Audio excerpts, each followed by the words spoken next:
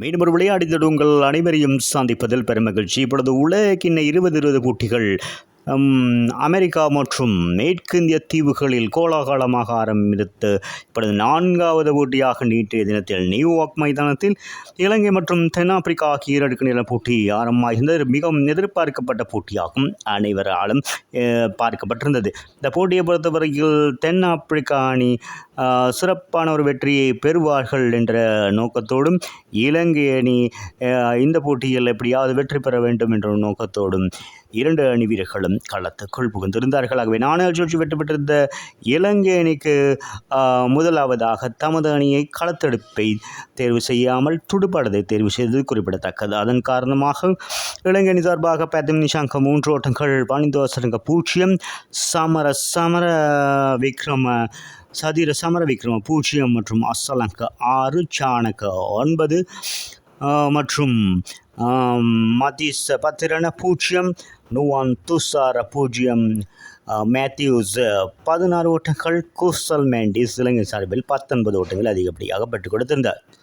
குசல் மெண்டிஸ் 11 ஓட்டங்கள், இறுதி நேரத்தில் ஆட்டம் விளக்காது மகேஷ் தீக்ஷண 7 ஓட்டங்களை பெற்றிருந்த வகையில் 19 பந்து வீச்சில் சகல விக்கெட்டுகளும் இழந்து 77 ஓட்டங்களை மாத்திரம் பதிவு செய்தது இலங்கை அணி.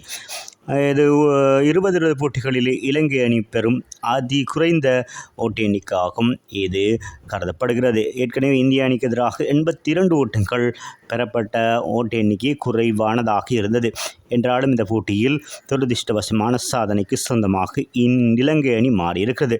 ஆக பந்து வீச்சை பொறுத்தவரையில் 4 ஓவர்கள் பந்து வீசி 7 ஓட்டங்கள் மாத்திரம் விட்டுக் கொடுத்து 4 விக்கெட்டுகளை ஆண்ட்ரிட்ஜ் நோக்கியா வீழ்த்தியிருந்தார் என்பது குறிப்பிடத்தக்கது. ரபாடா மற்றும் கேசவ் மகாராஜ் தலா 2 விக்கெட்டுகளையும், பாட்மேன் 1 விக்கெட்டையும் வீழ்த்தியிருந்தார்.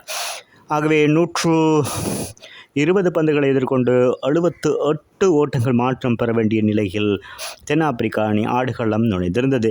டிகாக் 20 ஓட்டங்கள், ரீசா என்டிக் 4 ஓட்டங்கள், ஐடன் மார்க்கம் 12 ஓட்டங்கள், திரிஸ்டன் சப் 13 ஓட்டங்கள் என ஆட்டம் விளக்க இறுதி நேரத்தில் ஆண்ட்ரே கிளாசன் 4 ஓட்டம் 1, 6 ஓட்டம் 1 அடங்கலாக ஆட்டம் விளக்காது 19 ஓட்டங்களையும் பெற்றுக் கொடுத்ததோடு டேவிட் மில்லர் ஆட்டம் விளக்காத 6 ஓட்டங்கள் பெற்றிருந்த வேளையில் 16.2 பந்து வீச்சுகளில் 4 விக்கெட்டுகளை மாத்திரம் இழந்து மொத்தமாக 80 ஓட்டங்களை பெற்றுக் கொடுத்திருந்தார்கள் தென்னாப்பிரிக்கா அணியாகவே இந்த போட்டியில் 6 விக்கெட்டுகள் வித்தியாசத்தில் வெற்றி பெற்று இந்த போட்டியில் சிறப்பான ஒரு வெற்றியை பதிவு செய்திருக்கிறார்கள். போட்டித் தொடரில் முதலாவது வெற்றியை பதிவு செய்திருக்கிறார்கள்.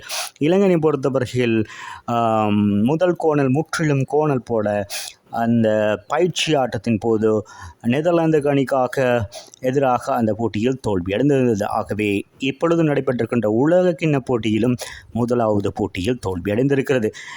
ஆகவே ஏனைய போட்டிகள் மீதம் இருக்கின்றன, எதுவும் சொல்ல முடியாது. ஆகவே அடுத்தடுத்த போட்டிகள் இலங்கை அணி வெற்றி பெற்று பலமான நிலையை அடையும் என்ற வகையில் இந்த போட்டியில் 4 விக்கெட்டுகளை கைப்பற்றிய ஆண்ட்ரிட்ஜ் நோக்கியா இந்த போட்டியின் ஆட்ட நாயகன் விருதினை பெற்றுக்கொண்டார் என்பது குறிப்பிடத்தக்கது. மீண்டும் ஒரு விளையாடி உங்களை சந்திக்கும் வரை உங்களிடமிருந்து விடைபெறுவது உங்கள் அன்பின் பதுலை தாஸ். வணக்கம் சொந்தங்களே.